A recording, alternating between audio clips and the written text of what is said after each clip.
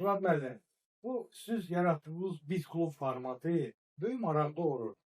Vallahi insanlar soruşur, ben növbəti tədbirimiz nəylə bağlı olacaq?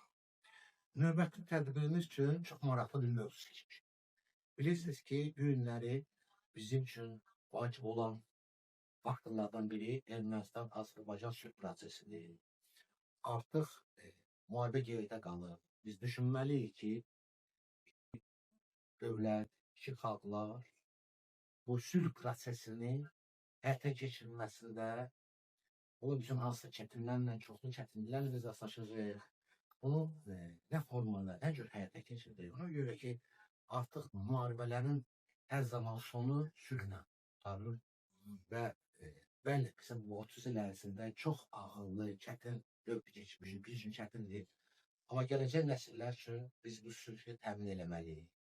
Bu tədbiri biz bu mövzuda həyata keçirmək istəyirik və bunun üçün bizim üçün çox maraqlı bir nümunələrimiz var. Vaxtilə hələ Qarabağ müharibəsi başlamamış 1987-ci ildə bizim ziyalılarımızın gözəl bir nümunəsi oldu. Erməni tanınmış kino rejissoru Sergey Parajanov Şərq nağılı Aşıq Kərim filmini çəkəndə o filmə Azərbaycan bəstəkarı bizim hər bir sevdiyimiz Cavanşir Quliyev dəvət elədi. Baxmayaraq ki, bu film üçün bir neçə musiqini erməni bəstəkarı yazmışdı. Amma və bu Qarabağ hadisələri artıq başlayırdı. Sergey Parajanov özü Cavanşir Quliyevin musiqisini seçməklə bu filmlə həmin hadisələrin qarşısını almaq istəyirdi. Və iki nümayəndə, Ermənistan və Azərbaycan nümayəndələri bu filmin üstündə işlədilər, gözəl bir film çəkdilər. Hətta vaxtilə məşhur Marcella Mastroianni Tiflisə gəlmişdi, bu filmi Kanna aparmaq istəyirdi. Və bu film Bakıda çəkildi, Şəkidə çəkildi və Parajanov həddindən artıq çox ciddi təsirlərlə rastlaşdı bu filmlə bağlı Ermənistanda. Ona qarşı qadağalar qoyuldu. Günlər isə biz yenidən qayıtmışıq prosesi və mən hesab edirəm ki, o nümunəni biz qaldırıb, o nümunə ətrafında müzakirələri apararıq və bizim qonağımız Cavanşir Quliyev özü olacaq. Bu filmlə bağlı bir çox məsələlər var ki, bizim ictimaiyyət bilmir. Bu fikirlərlə bölüşəcək. Hesab edirəm ki, düşünürəm ki, çox yaxşı, maraqlı olacaq və bəlkə də bu sülh prosesi üçün gələcəkdə bir təkan olacaq. Bizim ziyalılarımız həm Ermənistan tərəfdən, Azərbaycan tərəfdən gələcəkdə bu nümunəni bir əsas götürüb, bunun ətrafında bu sülh prosesini həyata keçirməyə çalışacaqlar. Murat müəllim, deyirlər, ataların bir sözü var da, düz oturaq, yoxsa tərsinə, əyri oturaq, düz danışaq. Biz əyri oturmuşuq deyəndə düz danışaq.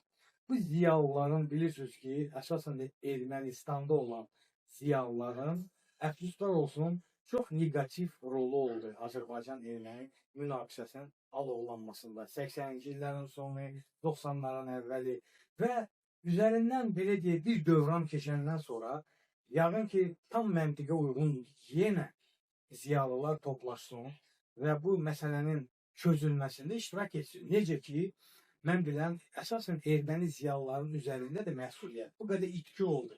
Bu qədər ölən, bədbaxt ailələr oldu. Nəyə görə? Axı o Ermənistanın ziyalıları çıxartdı cəmaatı küçələrə və Azərbaycan ziyalıların tərəfindən də bir mənalı qarşılanmadı o proses. Siz bilən bu nə qədər uyğundur ki, sırf bu dövran tamamlanandan sonra, biz qalib gələndən sonra yenə də nə qədər uyğundur ki, sırf ziyalılar çalışsın, həm sülh dialoqunu bərpa etsin, həm də o münaqişənin negativ yaralarının üstündə bəlkə, demərəm həm çəksin, bəlkə heç olmasa nisbətən azalsın o təsiri. Tamamilə mən sizinlə razıyam. Ermənistan ziyalılarının bu hadisələrin baş verməsində, bu hadisələrin həyata keçirilməsində çox böyük rol olmuşdur. Və bu günləri və o məsuliyyət onların üstündədir. Və o məsuliyyətdən irəli gələrək, onlar bu günləri çıxış eləməlidirlər öz xalqlarının qabağında, etiraf eləməlidirlər ki, bu 30 il apardığı fəaliyyətin nəticəsi onlar üçün faciə ilə bitdi və sülhdən başqa alternativ yoxdur. Və biz ziyalılardan danışırıq. Niyə ziyalılar edilməz? Ona görə ki, ziyalılar həmişə cəmiyyətin aparıcı qüvvəsi olur. xalqdır, adi insanlardır. Onları tanıyırlar, onlar inanırlar, onlar qulaq asırlar, bunların dalınca getməyə meyil olurlar. Bu baxımdan bu günləri məhz Ermənistan ziyalılarının üstündə böyük bir məsuliyyət var. Və mən hesab edirəm ki, bizim bu tədbirlə bəlkə də məhz o məsuliyyətdən irəli gələrək, onlar da bizim bu tədbirin baxıb, eşidib, biz bununla bağlı müəyyən bir çəkilişlər də paylaşacağıq. Bir nəticə çıxardıb başa düşəcəklər ki, onlar qabağa düşüb məhz öz xalqlarına başa salmalılar ki, hansı səhv yolu keçmişdilər.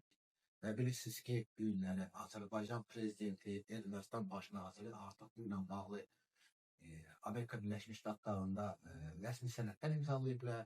Biz artıq sülh müqaviləsinin